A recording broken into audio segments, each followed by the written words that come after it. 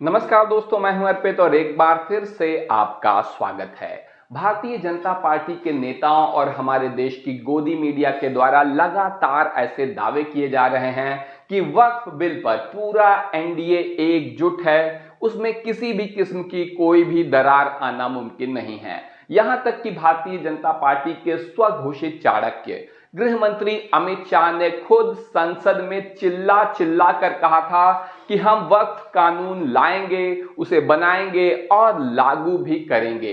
इस पूरे चीज में, इस पूरे घटनाक्रम में एनडीए हमारा एक साथ रहेगा। लेकिन अब आप देख सकते हैं कि वक्फ कानून पर एनडीए में फूट पड़ चुकी है, पहली बैसाखी टूट चुकी है और अब एनडीए इस मामले में एक साथ नहीं है। प्रधानमंत्री नरेंद्र मोदी की कुर्सी बैसाखियों पर टिकी है। बिना बैसाखी के सहारे के सत्ता की मलाई खाना मुमकिन नहीं है। वहीं दूसरी तरफ अब पहली बैसाखी टूट गई है, जिसके पीछे की वजह बिल्कुल स्पष्ट है कि एनडीए के जो तथाकथित सेकुलर दल हैं, उन्हें इस बात की चिंता सताई जा रही है कि वक्फ बिल का समर्थन करने और उसे कानून का रूप देने की वजह से उनका वोट बैंक खिसकता जा रहा है। मोदी सरकार वक्फ कानून को लेकर कटघरे में खड़ी है।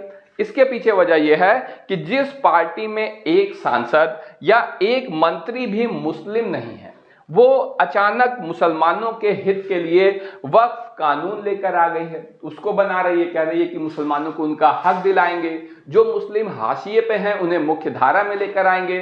तो इस तरीके के दावा करने वाली पार्टी में ना तो कोई सांसद और ना ही कोई मुस्लिम मंत्री है।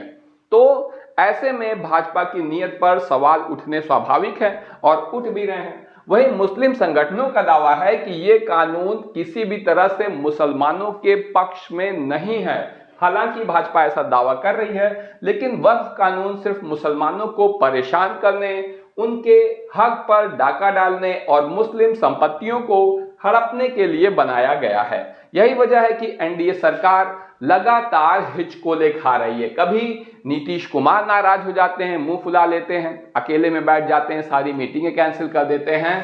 तो कभी चंद्रबाबू नायडू प्रधानमंत्री को लंबी चौड़ी चिट्ठी लिख डालते हैं और मोदी जी की परेशानी बढ़ जाती है।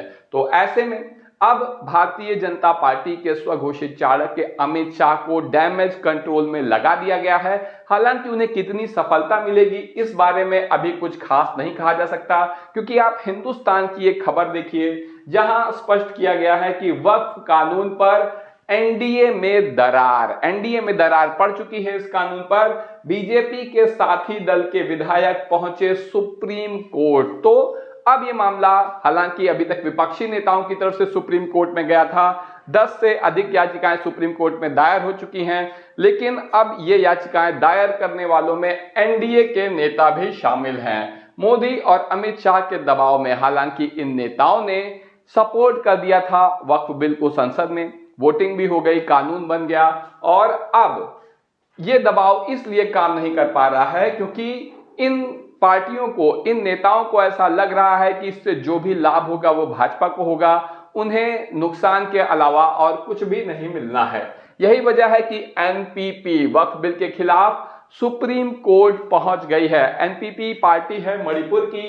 एनपीपी ने वक्फ का पहले एनडीए के साथ दिया था वक्फ बिल पर, लेकिन अब इसी पार्टी के एक विधायक शेख नूरुल हसन ने सुप्रीम कोर्ट में याचिका दायर करके नए वक्फ कानून को रद्द करने की मांग कर दी है। तो ये बहुत बड़ी मांग है एनडीए के घटक दलों की तरफ से और इसे मोदी सरकार के लिए बहुत बड़ा झटका माना जा रहा है। आप टीवी 9 भारतवर्ष की ये खबर देख सकते हैं।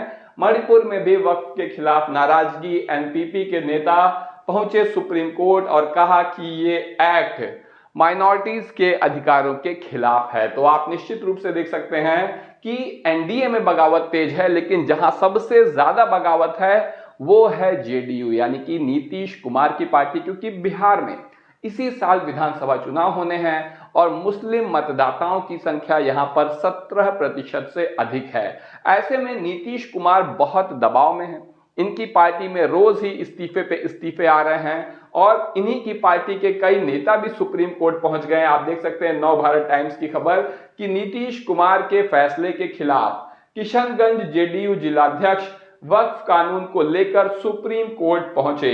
इनका नाम है मुजाहिद आलम। इसके पहले जेडीयू के अल्पसंख्यक प्रकोष्ठ के जो राष्ट्रीय अध्यक्ष हैं वो भी सिद्दीकी साहब हैं, परवेज सिद्दीकी, वो भी पहुंच चुके हैं सुप्रीम कोर्ट। उन्होंने भी याचिका दायर की है और इस तरीके से जेडीयू में कई सारे इस्तीफे भी हो चुके हैं और नीतीश कुमार की हालत पतली होती जा रही है। एनडीए में बगावत शुरू हो गई है और कब तक नीतीश कुमार इस तरीके से एनडीए में बने रहेंगे, क्योंकि उन्हें कुछ महीनों के बाद ही चुनाव का सामना भी करना है, ये सवाल सभी जगह पूछा जा रहा है। हालांकि बहुत से लोग ऐसे भी हैं जिनका यह मानना है कि आगामी विधानसभा चुनाव में नीतीश कुमार हिंदुत्व की पिच पर बैटिंग करना चाहते हैं। यही वजह है कि उन्होंने वक्फ बिल को सपोर्ट किया, उसे कानून बनने में मदद की है और पार्टी में चाहे जितनी भी टूट हो जाए, भले ही इनकी जेडीयू समाप्ति के कगार पर पहुंच जाए, लेकिन नीतीश कुमार अपने कदम पीछे नहीं खींचेंगे।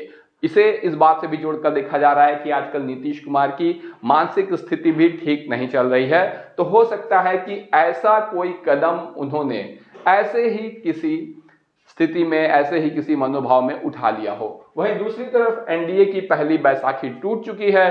प्रधानमंत्री नरेंद्र मोदी चिंता में हैं और अपने चाणक्य पर ही भरोसा कर रहे हैं कि वो किसी तरीके से डैमेज कंट्रोल करें। इस पूरे मामले में आपका क्या कहना है, कमेंट करके जरूर बताएं। वीडियो को लाइक करिए, चैनल को सब्सक्राइब करिए और अपने दोस्तों के साथ शेयर करना ना भूलिए। धन्यवाद।